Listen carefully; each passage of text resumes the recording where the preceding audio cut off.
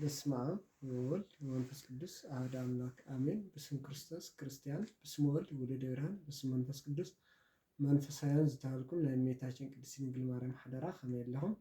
ያው ሎማዓንቲ ንሪኦ ድማ ብዛዕባ ሕዳር 7 ዝኽበር ናይ ኣቦና ሊቀ ሰማዕታት ቅዱስ ጊዮርጊስ እዩ። ያው ቅዱስ ጊዮርጊስ ኣብ ሃገረ ልዳ ተወሊዱ ያው ኣቦኡ ንግስና ኣዲ ድማ ንግስቲ እዮም ነይሮም። ያው ግን ካብዚ ንዓዚ ዓለማዊ ንግስና እዚ ናይ ሰማያዊ ሽሞት ወይ ደሞ ንግስና ይሕሸኒ ኢሉ ያው ናብ ገድሊ እዩ ኣትዩ። ገድሊ ክንብል ከለና ብዛዕባ ጣዖት ዘምልኹ ዝነበሩ ከሓድያን ናባና እመን ናትኩም ጣዖት ሰብ ስራሕ እዩ ዘይርኢ ዘይሰምዕ እዩ፣ ግን ናብዚ ሰማይና ምድሪ ዝፈጠረ ኣምላኽ እየ ዝኣምን ኢሉ ዝተጋደለሉ እዩ። ያው ብዝሎማዓንቲ ድማ ያው ሕዳር 7 ብጣዕሚ ክልተ ዓበይቲ ተኣምራት ዝገበረሉ እዩ። እቲ ተኣምር እንታይ እዩ? እቶም ለሳድድዎ ዝነበሩ ከሓድያን ላባና ክሓድ ኢሎም ናብ ናይ ነእመን ልጣዖት ስገድ ዝልዎ ዝነበሩ ሰባት ያው ናብዚኦም ዘይሰምዕ ዘይርእዩ ኣይሰግድን ብምባሉ ኣብዚ ንጋደለሉ ዝነበረ ቦታ ሓንቲ ሰብኣያ ዝሞታ ያው ወዳ ድማ ብጣዕሚ ብሕማም ዝተጠቅዐ ዓይኑ ዘይርኢ እዝኑ ድማ ዘይሰምዕ ብእግሩ እውን ዘይንቀሳቀስ ሰብኣያ ድማ ቀዲሙ ዝሞታ ሰበይቲ ምንም ዝብላዕና ዝስተ ዘይብላ ናብኡ ገይሮም ላብዚ ዓንዲ ኣሲሮሞ ማለት እዩ። ያው ከኣስርዎ ከለዉ እንታይ ኢልዋ እዛ ሰበይቲ ቅዱስ ጊዮርጊስ ፀሚአ ጠምየ እሞ ምግቢ ሃብኒ ኢልዋ። ያው እዛ ሰበይቲ ድማ ምንም መሃብኩኻ ነይረዋ ዝብላዕና ዝስተ የብለይን ኢላቶ። ካብኡ ቅዱስ ጊዮርጊስ እንታይ እንድኽተኣምኒ ኢልዋ። ንሳ ድማ ያው ኣጵሎን ኣምላኽ እየ ዝኣምን ኣጵሎን እየ ዝኣምን ኢላቶ። ያው ቅዱስ ጊዮርጊስ ድማ እዚ ኩሉ ተደራራቢ ዝገዛ ምንም ዘይብሉ ኮይኑኞሲ ተሸጊርክኞሲ ኣምላኽ ትክክለኛ ኣምላኽ ብለይ ምእማን ክኢኺ ኢልዋ።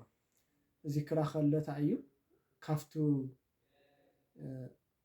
ጥፍኣት ዝነበረቶ ምእንቲ ተነሲሃ ላብቲ ኣምላኽ ንክትመፅእ ማለት እዩ። ስለዚ እሳ ድማ ብጣዕሚ ትድነቕ ነይራ በቲ ዘረባቶ ክዛረባ ከሎ ብጣዕሚ ትድነቕ ነይራ ማለት እዩ በቲ ዝዛረባ። ከምኡ ድማ ያው ኣብቲ ዓምዲ ኣብቲ ዝደረቐ ዓምዲ ኣሲሮሞ እናሃለዉ ያው ብናይ እግዚኣብሔር ዝተለኣኸ መላእክቲ ንሰብ ስለ ክረድኡ ዝለኣኹ ቅዱስ ሚካኤል ኣትዩ ነቲ ገዛ በረከት ሞሊእዎ ማለት እዩ። ነዚ መሶባ እንጀራ ነዚ ገዛ ድማ ሙሉእ እኽልና በረከት ሞሊኡ ማለት እዩ። ካብ ድማ ቅዱስ ጊዮርጊስ ድማ ንኣምላኽ ከፅሊ ከሎ ልቱ ተኣሲርዎ ነበረ ደረቕ ዓምዲ ለምሊሙ ማለት እዩ። ስለዚ ብዝሎማዓንቲ እታ ሰበይቲ ድማ ብጣዕሚ ተደኒቓ እንታይ እያ ኢላ ኣምላኮሙ ለክርስቲያን ተመሲሎ ሰብኣ መፅእ ሃብየ ኢላ ማለት እዩ።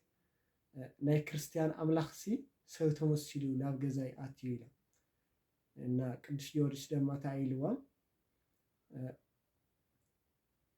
አንሰ ኢኮንኩ ኣምላከ ኣላ ገብረ ኣምላክ ኣነሲ ኣምላኽ ኣይኮንክን ናይ ኣምላኽ ባርያ ናይ ኣምላኽ ኣገልጋሊ እየ ኢልዋ ማለት እዩ።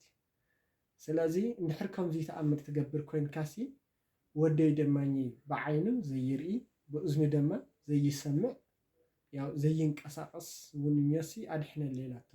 ካብኡ ኣምፅዮ ኢልዋ ንዚ ወዲ ምስ ኣምፅአቶ ያው ዓይኑ ርእዩ ማለት እዩ። እዚ ወዲ ካብኡ እዝኑ እውን ኣይሰምዕን ነይሩ እግሩ እውን ስለ ዘይኸድ ዝነበረ ያው እዝኒ ከም ዝሰምዕ እግሩ ድማ ከም ዝንቀሳቀስ ገይረለ ኢላቶ።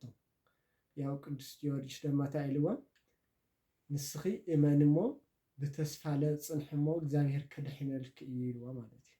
ስለዚ ኣብዚ ንሕና ትምህርቲ ክንወስደሉ ኣለና ብእምነት ተጸኒዕና ብተስፋ ተገይርና ትዕግስቲ እንተገይርና ብትዕግስቲ ጽንሒ ከም ዘላሱ ንሕና ድማ ብትዕግስቲ ተጸኒሕና ያው እግዚአብሔር ኣምላክ ሙሉእ ምሕረቱ ከም ዘፍስሰልና ማለት እዩ። ስለዚ እቲ ሓደ ተኣምር ዓብዪ ተኣምር ዝበልናዮ ናይ ቅዱስ ጊዮርጊስ እዩ። ያው ብዙሕ ዕለት ኖማዓንቲ ዓምዲ ናይ መለት ወይ ድማ ናይ ሓንቲ ብጣዕሚ ዝተቸገረት ነበረት ሰበይቲ በረከት ሞልዩ ንዛ ዓምዲ ከም ዝለምለሞ እዩ። እቲ ካልኣይ ተኣምር ድማ ያው ቅዱስ ጊዮርጊስ ልክዕ ሃገሩ ልዳ እዩ። ሃገረ ኮከበ ልዳ እናተባህለ ከም ዝፅዋዕ ያው ኣብቲ ቤተክርስትያኑ ናቱ ቤተክርስትያን ቅዱስ ጊዮርጊስ ተባሂሉ ዝእመን ናይ ክርስቲያን ኣስተምህሮ ስለነበረ ብሓደ ርሑቕ ዝነበረ ዲዮቅልጥያኖስ ዝበሃል ንጉስ ሓላፊኡ ወይ ንሕና ጀነራል ንብሎ ሓላፊኡ ገይሩ ነዚ ቤተክርስትያን እዚ ናይ ቅዱስ ጊዮርጊስ ስም ዝፅዋዕ ቤተክርስትያን ከይደጥፎ እዩ ኢልዎ። እቲ ሓላፊ ኣህዮስ ዝበሃል ሓላፊ ሰራዊት ሒዙ ከይዱ ልዙ ናይ ቅዱስ ጊዮርጊስ ቤተክርስትያን ንኸቃፅል ብበትሪ ገይሩ ልዙ ብርጭቆ ነይሩ ከውዓቕ ከሎ እቲ ብርጭቆ ወዲቑ ተሰይሩ ካብኡ ፍንጣሩ ልዙ ኣህዮስ ዝበሃል ናይ ዲዮቅልጥያኖስ ተለኣኺ ሓላፊና ሰራዊት ካብቲ ፍንጫር ተወቂዑ ያው ርእሱ ቆሲሉ ልቡ ድማ ቆሲሉ ያው ሞይቱ ማለት እዩ። ካብኡ ከምዚ ኢሉ ሞይቱ ምሰልዎ ልዙ ዋና ሓላፊኛዎም ዲዮቅልጥያኖስ ልትለኣኺ ማለት እዩ። ከምዚ ኢሉ ሞይቱ ምሰልዎ ኣይ ባዕለይ ክኸድየ ባዕለ እየ ከጥፎ ኢሉ እዚ ናይ ክሕደት ናይ ኣጵሎን ማለት ኣጵሎን ዘይሰምዕ ኢሎም እምኒ ገይሮም ወይ ዕንፀይቲ ቃሪፆም ኣምላኽና ኢሎም ጠጠው ዘብልዎ ናይ ሓላፊ ዝነበረ ዲዮቅልጥያኖስ ምስ ሰራዊቱ ሒዙ ከይዱ ማለት እዩ ላብዚ ናይ ቅዱስ ጊዮርጊስ ቤተክርስትያን ክኸድ ከሎ ድማ ብድፍረት ነቲ ቤተክርስትያን ክዕንዮ ክብል ከሎ ያው ቅዱስ ሚካኤል ሕዝለ ካብ ሰማይ መፅዩ ሊቀ መላእክት ቅዱስ ሚካኤል መፅዩ ካብ ሰማይ ዲዮቅልጥያኖስ ፀፊዕዎ ማለት እዩ። ገፁ ክፀፍዖ ከሎ ያው ናብ መሬት ወዲቑ ያው ክወድቅ ከሎ ድማ ርእሱ ተጎዲኡ ናይ ኣእምሮ ሕሙም ኮይኑ ን7 ዓመት ዝኣክል ከም ችግረኛ ኮይኑ ማለት እዚ ዲዮቅልጥያኖስ ቤተክርስትያን ከቃፅል ዝመፀ ብሓይሊ እግዚአብሔር ናይ ኣእምሮ ሕሙም ኮይኑና ዓይነ ስውር ኮይኑ ኣብዚ ቤተክርስትያን ን7 ዓመት ዝኣክል እቶም ካህናት እናተኸውሉ ካሊእ እናመፀ እናተኸውሉ ያው ተቐሚጡ ማለት እዩ። እዚ እንታይ እዩ ዘረድአና ንምንታይ እዮም ተኸዮሙ ክንብል ከለና ክርስቲያን ሓደ ለጋስ ያው ፍቅሪ ከም ዘለዎ ዘረድእ ማለት እዩ እና 7 ዓመት ክቅመጥ ከሎ መጨረሻኡ እንታይ ኮይኑ ያው ሰይጣን ሓደ መዓልቲ ነቲ ንጉስ ዝተቐመጠ ንዲዮቅልጥያኖስ ሒዝዎ ናብ ገደል ከይዱ ማለት እዩ። ካብኡ እንታይ ኢልዎ ኣብቲ ገደል ጠጠው ኣቢሉ ሰይጣን እንድሕር ከዚ ዓይንኻ ተበሪህልካሲ እንታይ ትገብረኒ ኢልዎ። ካብኡ እቲ ሓደ ከዓ እንታይ ኢሉኒ እንድሕር ዓይነይ በሪህካለይ ኮይንካሲ ካብቲ ምድሪ እዚሲ ክርስቲያን ዘበለስ ከጥፎ እየ ኢሉ ማለት እዩ። ስለዚ ኣይ በል ሎማዓንቲ እየ ሕፈትካ መስከ ኢሉ ኣብዚ ገደል ኣፅዲፍዎ ከይዱ ማለት እዩ። እቲ ሰይዳኡ ዲዮቅልጥያኖስ ሞይቱ ማለት እዩ። ስለዚ ብዚ ሎማዓንቲ ክልተ ዓበይቲ ተኣምር ዝገበረሉ እዩ ማለት እዩ ሊቀ ሰማዕታት ቅዱስ ጊዮርጊስ። ሓደ ናታ መለት ወይ ናታ ችገራም ዝኾነ ዝተሸገረት ሰበይቲ በረከት ገዛ ሞሊእላ ዓምዲ እውን ደረቕ ዓምዲ እውን ዘለምለሞ ማለት እዩ። ካልኣይ ድማ ንዲዮቅልጥያኖስ እና ሰራዊቱ ዘጥፍአሎም ማለት እዩ። ብዚ ሎማዓንቲ ነዚ ክርስቲያን ቅዱስ ጊዮርጊስ 23 ድዩ ኢልና ነኽብሮም ግን ዝነማዓንቲ ክልተ ዓበይቲ ተኣምር ለማዓንቲ ዝተገበረሉ ያው ጥቅምቲ 18 ድማ ዝሮተ ኣዕፅምቱ እቶም ክሓዳን ኣዕፅምቱ ነፍዮም ናብ ንፋስ ገይሮም ኣብ ድሬዳዋስ ብንፋስ ዝወቀፅሉ ግን ክውቅፅዎ ከለዉ እቲ ኣዕፅምቲ ድማ ብንፋስ ክውሰድ ከሎ እቲ ዓፅሚ ኣብ ሕድሕድ ተኽልታት ክዓርፍ ከሎ ሊቀ ሰማዕቱ ቅዱስ ጊዮርጊስ ናይ እግዚኣብሔር ኣገልጋሊ ኢሎም ይፅሓፍ ነይሩ ማለት እዩ። ስለዚ ጥሪ 18 ድማ ክብረ በዓል ወይ ድማ ዓመት ኢና ነኽብሮ ድማ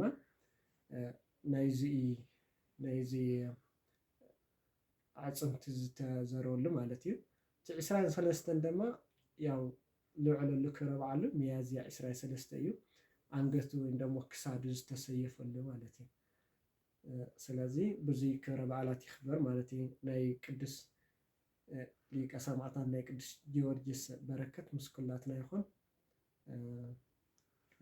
ስለና ቅዱስ ጊዮርጊስ ሕፅር ብዘለ እዚኣ ትመስልና ክብራትሓት ከምዚ ዝበሉ ዓይነታት ሓፀርቲ መንፈሳዊ ቪድዮታት ሒዘልኩም ክመፅእ እየ። ንስኹም ድማ ቁፅሪ 1 እናተምሃርኩም ካብኡ ድማ ሳብስክራይብ እናገበርኩም ኣብ ኣድህነ ዩቲብ ቻናል እና ሼር እናገበርኩም ናብ ካልእ ንክበፅሕ ድማ ሓሳብኩም ድማ ንዓይ ከበራታትዐኒ ዝኽእል ድማ ኣብ ኮሜንት እናቐመጥኩም ንኽተበራትዕኒ ብትሕትና ይሕትት። ወስብሐት ለእግዚአብሔር ወለወላዲቱ ድንግል ወለመስቀሉ ክቡር።